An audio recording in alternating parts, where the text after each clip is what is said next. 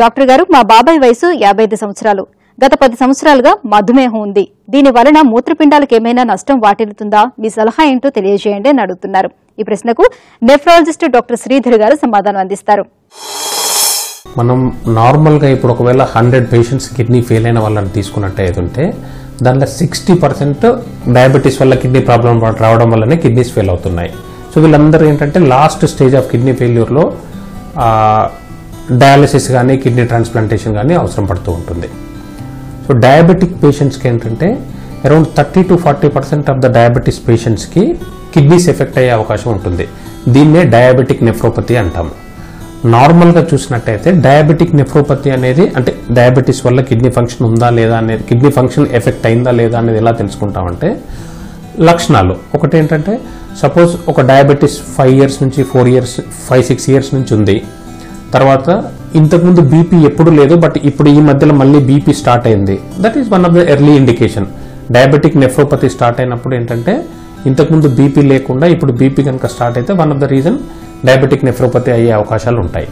అట్లాగే కొంతమందికి ఇప్పుడు డయాబెటీస్ ఒక 5-6 years ఉంది, ఎప్పుడు కాళ్ళ వాపులు లేవు. ఈ మధ్యలో చూసినట్టు ఏదుంటే జర్నీ చేసినప్పుడు కానీ ఎప్పుడు కానీ కాళ్ళ వాపులు కనుక వచ్చినట్టు ఏదుంటే that is also early indication for diabetic nephropathy.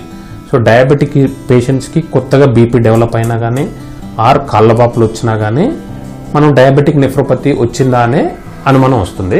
And దానికి తగ్గట్టుగా మనం టెస్టులు చేయించుకోవాలి. మనం టెస్టులలో చూసుకున్నట్టయితే 2 రకాల టెస్టులు ఉంటాయి. యూరిన్లో ప్రోటీన్ పోవడం అనేది నార్మల్గా డయాబెటిక్ పేషెంట్స్లో నార్మల్ పర్సన్స్లో యూరిన్లో ప్రోటీన్ అనేది పోదు. ఈ డయాబెటిక్ నెఫ్రోపతి వచ్చినప్పుడు ఏంటంటే ఎర్లీ స్టేజెస్లలో ప్రోటీన్యూరియా అని ఉంటుంది. నార్మల్గా ఒక పర్సన్స్ లోపల ఏంటంటే ఒక రోజుకి 300 milligrams కంటే తక్కువగా ప్రోటీన్ పోతూ ఉంటుంది. ఈ ఎర్లీ స్టేజెస్ ఆఫ్ డయాబెటిక్ పేషెంట్స్లో ఏంటంటే కిడ్నీ ఫంక్షన్ బాగానే ఉంటుంది, బట్ యూరిన్లో ప్రోటీన్ పోవడం అనేది పెరుగుతూ ఉంటుంది. దీన్ని ఎర్లీ స్టేజ్ అంటాం. అట్లాగే కొంతమందికి నార్మల్ ప్రోటీన్ రేంజ్లోనే పోతుంటుంది, యూరిన్లో మైక్రో ఆల్బుమిన్ అంటాం. సో ఆ మైక్రో ఆల్బుమిన్ అనేది పోవడం కూడా ఎర్లీ స్టేజెస్ ఆఫ్ డయాబెటిక్ నెఫ్రోపతిని ఇండికేట్ చేస్తాయి. సో ఇనిషియల్ స్టేజెస్లో చూసినట్టయితే కిడ్నీ ఫంక్షన్ నార్మల్గానే ఉంటుంది, యూరిన్లో ప్రోటీన్ ఫస్ట్ మైక్రో ఆల్బుమిన్ వెళ్తుంది, దాని తర్వాత ప్రోటీన్యూరియా ఉంటుంది. ఈ రెండు కూడా ఒక 4-5 years ఉన్నప్పటి తర్వాత ఓవర్ట్ డయాబెటిక్ నెఫ్రోపతి అంటాం.